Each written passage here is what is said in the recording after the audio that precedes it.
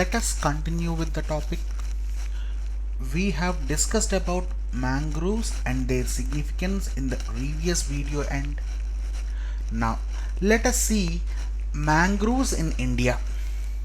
Right now, Sundarbans comprise the major portion of mangroves in India, followed by Andaman and Nicobar Islands, followed by Gujarat.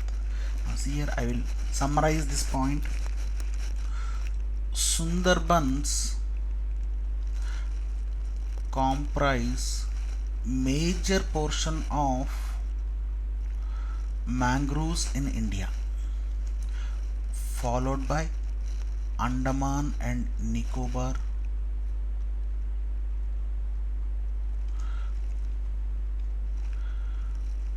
followed by Gujarat.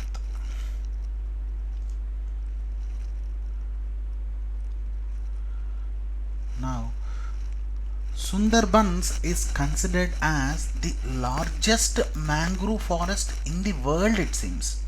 Right? Now, Sundarbans is considered as the largest mangroves in the world, not in India. Right? Now, apart from these three areas, where can you observe this mangroves? Now, see here, this mangrove forest can be observed in Bhitarkanika mangroves, Odisha. Now, this was a previous civils question, right? Bhitarkanika National Park is located in Odisha. Right? I'll summarize this point also. Bhitarkanika National Park is located in Odisha. Now, in this area also you can observe mangroves, and in Godavari Krishna basin you can observe mangroves, and in Western Ghats, Goa and Ratnagiri mangroves. Right? Now, these are the regions where you can observe. And the main significance of mangroves, as we discussed previously, it is the tsunami breaker. Right? Now, this mangroves will help you to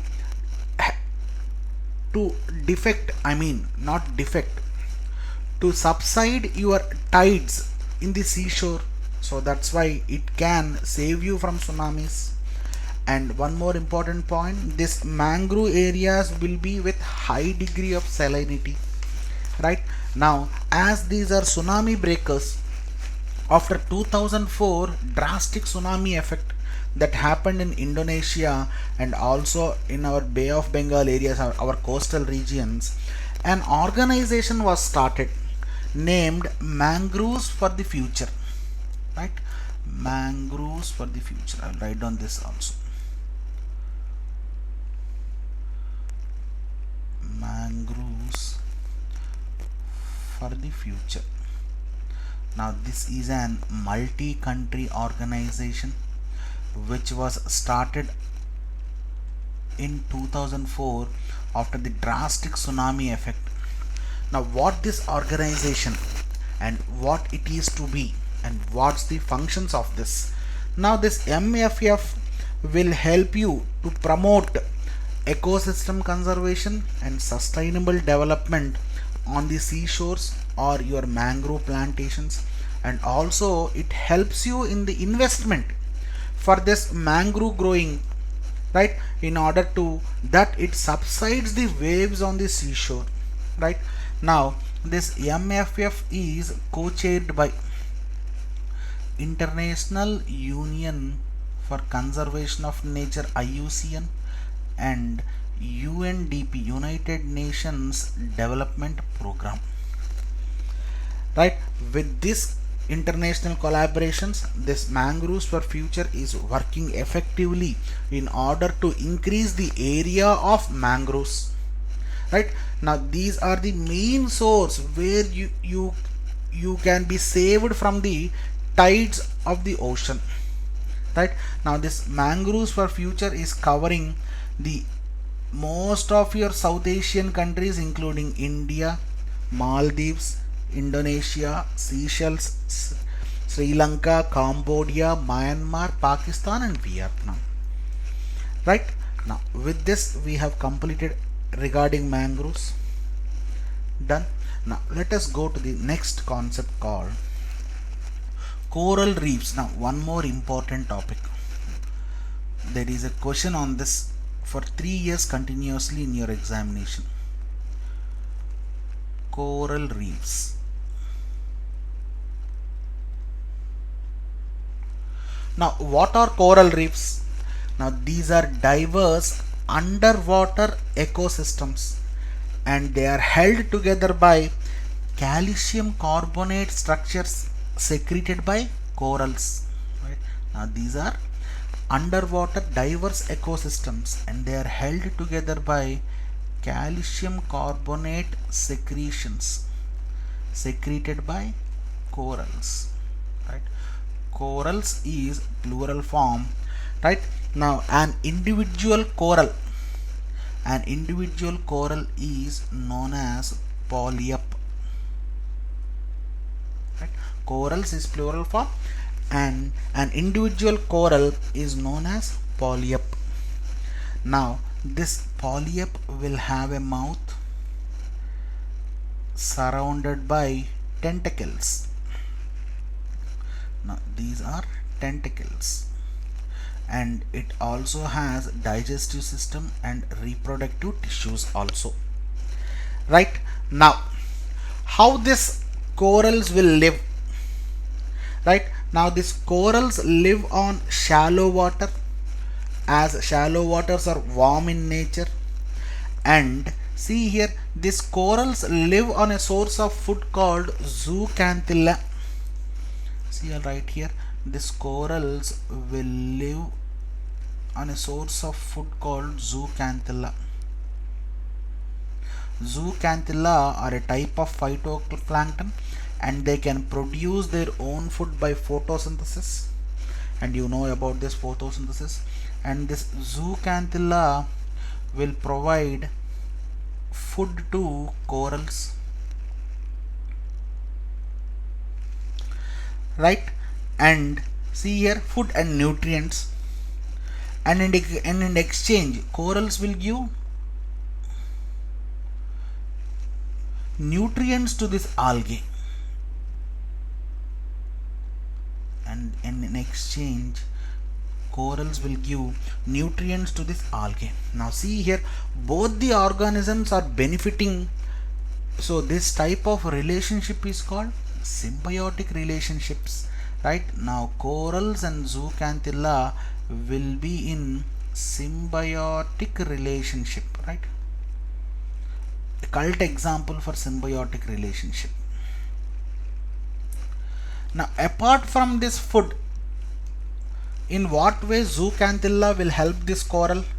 This zooxanthella will also provide color to the corals. Apart from food, this zooxanthella will provide color to the corals. Right? Now how these coral reefs are formed, let us discuss that point. Now as we discussed, corals are sessile animals. Sessile animals means, see here, sessile animals means they cannot move but they can stay fixed at one place. Sessile means this, they cannot move but they can stay at one place. Now how they feed? Now already we have discussed this, zooxanthella provide food to the corals. Apart from that, see here, these tentacles will help you to suck the prey such as small fish and phytoplankton animals. Right? Now this polyps will secrete a hard calcium carbonate skeleton which serves as an uniform base for the colony. Now I will give you an diagrammatic representation. Now this is ocean bed.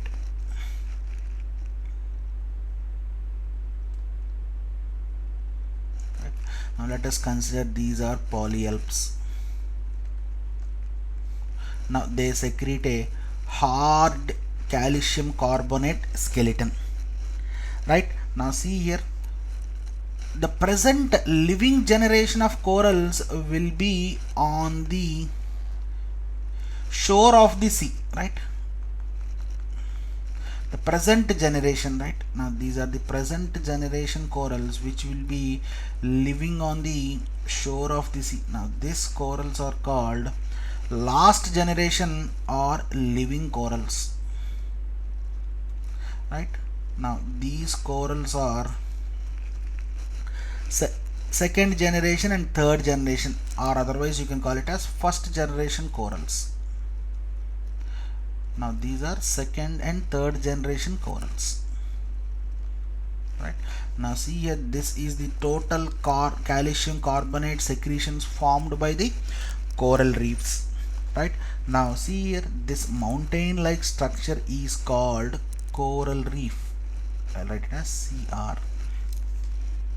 Now see here, this calcium carbonate is continuously deposited by the living colony, adding to the size of the structure. This coral reef size will be increased due to increase in the secretion of calcium carbonate, right? Now this is the exact thing. Now what are the survival conditions of these coral reefs? Now they can survive at a temperature of 20 to 21 degrees centigrade and at a depth of 0 to 60 meter. As I said, they live in shallow waters, okay, shallow waters, and they can live in a salinity of 27 to 30% saline. They can live in a salinity of 27 to 30%, and they live at a zone of 30 degree north to 30 degree south. Now these are the survival conditions of coral reefs, right? Now let us go to the next concept. What are the threats to the coral reefs, right? What are the threats? The main threat is increase in temperature of the oceans. Now, I'll write the main concept here. Threats for the coral reefs.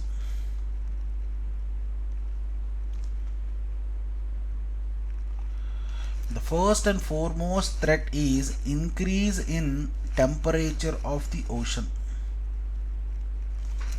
right? Now due to this increase in temperature of the ocean, and see here, and also the next threat is ocean acidification. Ocean acidification. Now why this temperature and ocean acidification occurs? It is due to increase in carbon dioxide levels in the oceans, right? Now see here, due to increase in temperature, what happens? The main effect what we frequently see is coral bleaching. What is coral bleaching? Now this is an important question once asked in your service commission examination. Coral bleaching. Now what is this coral bleaching? Right, coral bleaching is nothing but loss of zooxanthella. Loss of zooxanthella. Now what happens when this zooxanthella is lost? Now zooxanthella is an endosymbiotic algae, right? Now see here, when this zooxanthella are lost, now these corals will be looking like a transparent structures, because these are the things which provide color to the coral reefs. Am I right or wrong? Yes, this we have discussed. These zooxanthella are the reason for the color of the coral reefs. Now without this color, these corals will look like a transparent structures with a stony skeleton which is white in color. Hence losing of color due to loss of zooxanthella is known as coral bleaching.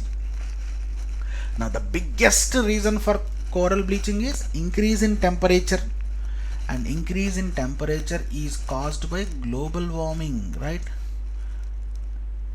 The exact reason what we have discussed, increase in carbon dioxide, right, which will be increasing your global warming, right? Now see here, bleached coral reefs, what happens? They die right away, right? I mean, immediately they do not die, but if temperatures are very hot or too warm, corals will die due to starvation, because these are the source of food. When the source of food is not there, then automatically coral dies, right? See here, the first part is coral bleaching and the next part is corals dying. The concept of coral bleaching was first given by Alfred Meyer.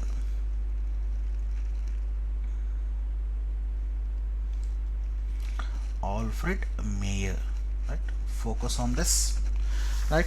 Now, the next threat is ocean acidification. Due to ocean acidification, the term itself says the ocean will become more acidic, now which makes difficult to corals to live, right? Because this calcium carbonate will react with acid and it will deteriorate. Now this is the reason for threat of coral reefs. And one more reason, leaking of fuels, your oil slicks. Already we have discussed about this oil spills, how to reduce this oil spills by oil zapper technology, right? Done. Now the next concept what we will deal is types of coral reefs. Let us know the types of coral reefs.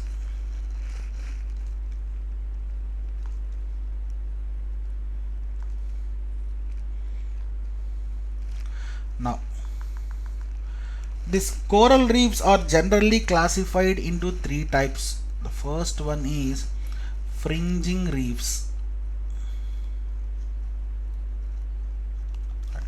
The second one is barrier reefs. And third one is atolls. See here, once there was a question on atolls. Now, what is fringing reefs? I think the term is self-explanatory for most of the thing. Now, these are most common type of coral reefs, and they project seaward directly from the shores of islands. They project directly towards seawards. I'll write the crux point here. Project directly towards sea, right? Now from the shores of islands or continents where you can observe this fringing reefs, right? I mean the topmost part of the coral reefs. Now next one is barrier reefs. This is also a self-explanatory, barrier. Now barriers are nothing but platforms. Now barrier reefs are platforms separated from the adjacent land, by a bay or a lagoon. Now these are called barrier reefs, right? Now see here, these platforms will separate the land or bay or lagoon. Now the longest barrier reefs occurs in Australia, right? Now let us come to the atolls. Now atolls rest on top of submerged volcanoes. Atolls rest on top of submerged volcanoes. This is the important thing. Which type of coral reefs will be on submerged volcanoes? Atolls. Now these are normally circular or oval in nature with a central lagoon. Now part of these atolls may emerge as island. Part of these atolls may emerge as islands, right? Now, this is the discussion regarding types of coral reefs. Yes. Next, where do you observe coral reefs in India? Coral reefs can be observed in India in Andaman and Nicobar Islands, Lakshadweep, Gulf of Kutch in Gujarat, right? Now this is the thing. Gulf of Kutch in Gujarat and Gulf of Mannar in Tamil Nadu. Gulf of Mannar in Tamil Nadu. Now, what are the benefits of this coral reefs? Now see here, automatically the first benefit is it absorbs the wave energy. So that's why by absorbing wave energy it saves the shorelines, right? Coral reefs absorb wave energy. So upon absorbing this wave energy they save the shorelines. Now see here, this coral reefs and their associated bacteria will fix atmospheric nitrogen. Now this is one more use. Coral reefs and their associated bacteria will fix atmospheric nitrogen. Atmospheric nitrogen, one more use of coral bacteria. And automatically it secretes calcium carbonate, that's a major use, and it is a major sink of carbon dioxide. And see here, coral reefs are health indicator to the ecosystem, because rise in temperatures and rise of ocean acids will lead you to deterioration of coral reefs, and this shows you the health of the ecosystem. And they are used in gems, jewelry, right? These are the uses. Now there is an organization called ICRI. Let the full form: International Coral Reef Initiative. International Coral Reef Initiative. Now what is this International Coral Reef Initiative, which is called ICRI? Now this is a partnership between nations and organizations which strive to preserve coral reefs and their ecosystems around the world.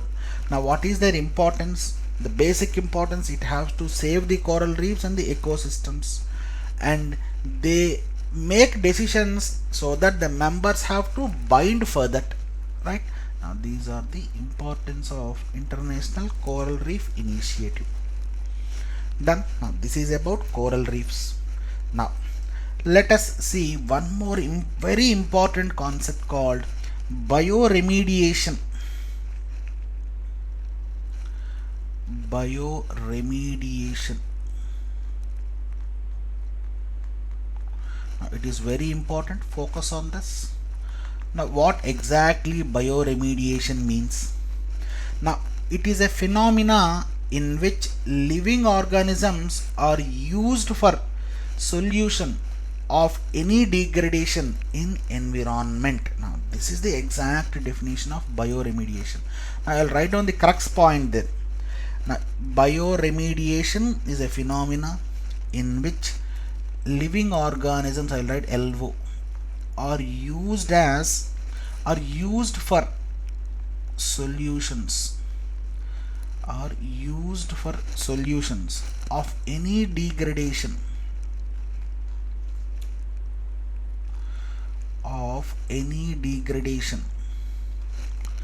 in environment, right? Now bioremediation crux point is living organisms are used as remedy for the degradation in environment.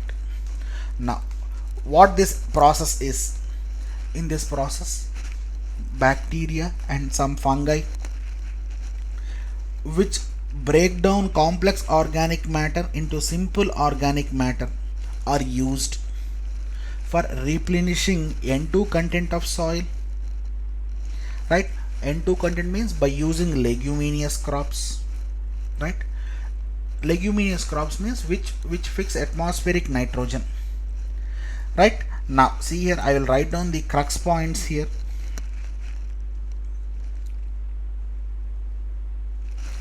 Now bioremediation, they use microorganisms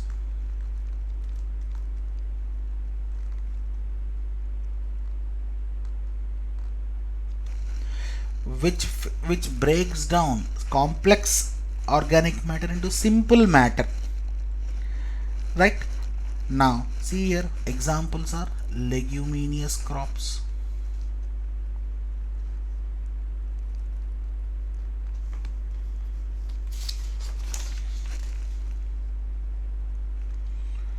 Now I'll explain this pictorially, right? Now see here, when you grow rice or wheat,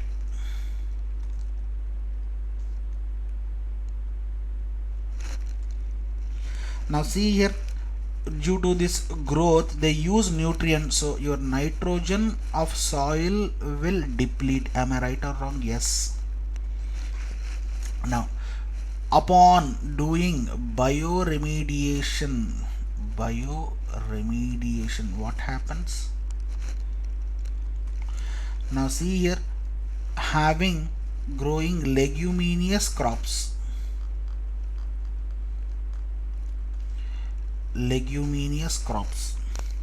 now see here, due to this leguminous crops, these are nothing but nitrogen fixing in the roots of these crops. Your nitrogen of the soil will be replenished or increased. Legumes means some rhizobium bacteria. Now this is the crux of bioremediation, right? Focus on this. Now what are these features of bioremediation and what you will do with this exactly? Now bioremediation is very less expensive rather than other technologies, right? Now it is often used to clean hazardous waste. Not only, I have given only one example regarding nitrogen. You can remove many hazardous waste with this bioremediation technique, right? Now next one. Now this is more effective process because it can be applied at exact location, right? It can be applied at exact location or area. So this is most picture perfect remedy. It can be applied at exact location, and automatically this is ecologically natural process. No artificial things are used. Now the next remedy, right? Instead of merely transferring contaminants from one environment medium to another, it completely eliminates the target chemical. This is the main feature. Am I right or wrong? See, your nitrogen is depleted, it is replenishing again, or otherwise is there any arsenic material, it completely eliminates the target chemicals.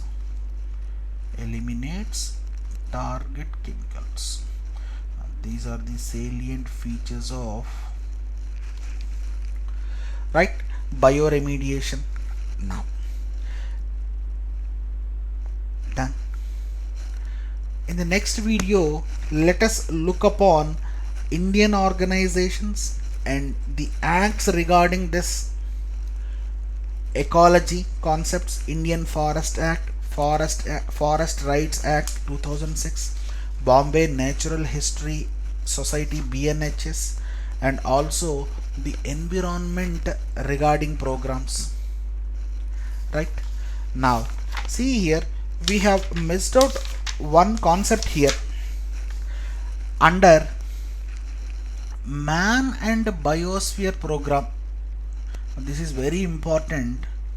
Check out this, right? Under man and biosphere program, MAB.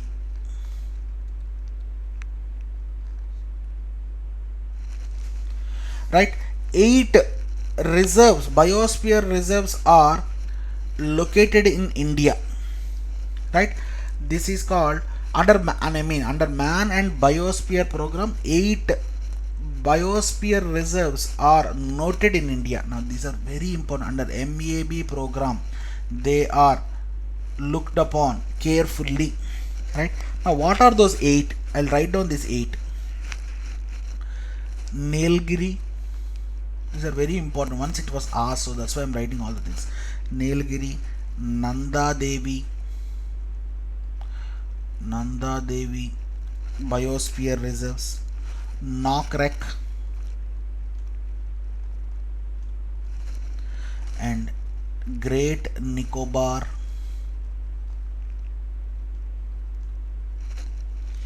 Gulf of Mannar,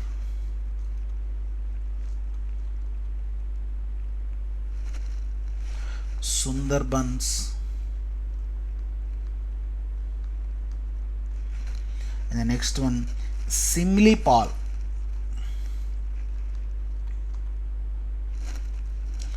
and Pachamarthi,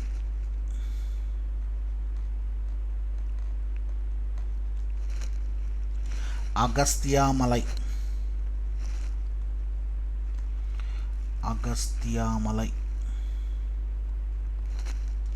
Next one Achan Kamar Amarkantak, Achar Kaman Amarkantak. Now this Achar Kaman Amarkantak is in Chhattisgarh. Now see here, initially under Man and Biosphere program 8 were pointed out. Now it was increased to 14. Now Nilgiris are in Tamil Nadu, Karnataka, Kerala, everybody know. Nanda Devi, you might be not knowing this, Uttarakhand. Nokrek is located in Meghalaya, right? This you might be not knowing this. Great Nicobar, everybody know this. Andaman, Gulf of Mannar is in Tamil Nadu. Sundarbans is in West Bengal. Simlipal is in Odisha. Now I am writing the names where you don't know frequently. Pachamarthi is in Madhya Pradesh. Agastya Malai is in Tamil Nadu. Now these are the 14. Initially 8 it was started. Now it was 14 under Man Biosphere program. 14 biospheres are pointed out in this. Now see here, these are recognized by UNESCO also, right? Now this Man and Biosphere program is under UNESCO initiative only, right? Focus on this. Thank you.